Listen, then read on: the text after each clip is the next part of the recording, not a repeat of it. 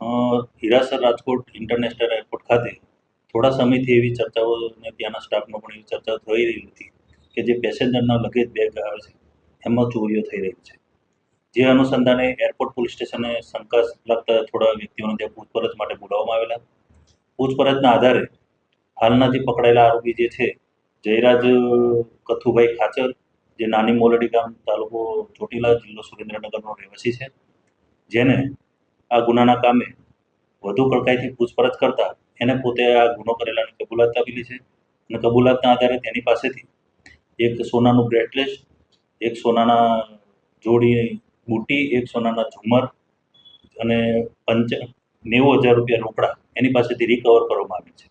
એ બાબતની ખાતરી કરતા ગઈ તારીખ 12/10/2025ના રોજ રેસકોર્સ પાસે આદિત્ય સોસાયટી છે એમાં રહેતા વિનીતભાઈ વિનોદભાઈ નાઓએ આ કામની ફરિયાદ આપેલી છે, જે તેઓ 12 તારીખના રોજ ત્યાં એરપોર્ટ ખાતે એમને મુસાફરી દરમિયાન આવેલા. તે દરમિયાન એમના બેગમાંથી 10 ગ્રામનું સોનાનું બ્રેસલેટ, એક જોડી બુટ્ટી, એક જોડી ઝુમર તેમજ એમના 5,000 રૂપિયા રોકડા પોતાની બેગમાંથી ચોરાઈ થયેલાનું બાદમાં જાણવા મળેલ છે અને હાલ એમને ફરિયાદ લીધેલી છે અને ફરિયાદના આધારે આગળની કાર્યવાહી કરવામાં આવેલી છે અને BNS 303 મુજબ ફરિયાદ લેવામાં આવી છે.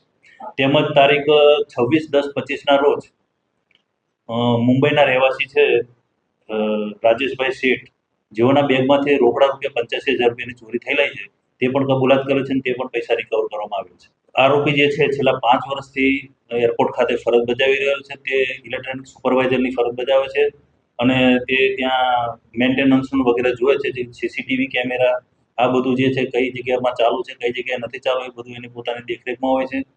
જ્યારે પણ એને આ કૃત્ય કર્યું છે, જે પણ બેગની ચોરી કરી છે, તેને સીસીટીવી બંધ કરી અને પોતે આ ચોરી કરવાનો ફાયદો ઉપાડેલો છે.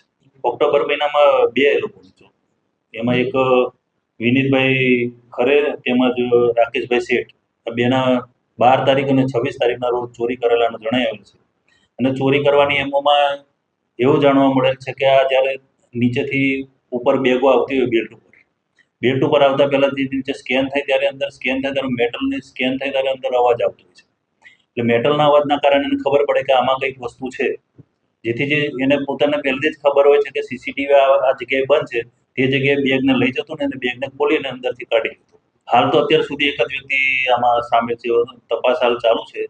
ઊંડાણપૂર્વક તપાસમાં જો આગળ કોઈ મળે, પણ હાલ અત્યારે પોતે એકલો સંડોવાયેલો એવું જણાઈ આવે છે. તેમજ જે બીજા દિવસે 26 તારીખના રોજ રોકડા રૂપિયાની ચોરી થયેલી, એમાં પણ એને બેગની અંદર આવેલો ત્યારે એને મેટલની ખબર પડેલી કે આમાં કંઈ મેટલ છે, પણ મેટલની જગ્યાએ એક ચાંદીનો સિક્કો હતો અને એને ચાંદીનો સિક્કો નહીં પણ એ ફરિયાદીના 85,000 રૂપિયા રોકડા થાય, 85,000 રૂપિયા રોકડા કાઢી લીધા. એનો 2017માં એને બામણબોર પોલીસ સ્ટેશન જ્યારે ચોટીલા અને સુરેન્દ્રનગર જિલ્લામાં હતું ત્યારે તેને પોતે બળજબરીથી કઢાવી લેવાના ગુનામાં પણ એ પકડાયેલો છે. સાંજ સમાચાર ફેસબુક પેજને લાઇક કરો, વિડીયો શેર કરો અને વધુ વિગતવાર સમાચાર માટે sanssamachar.net વિઝિટ કરો.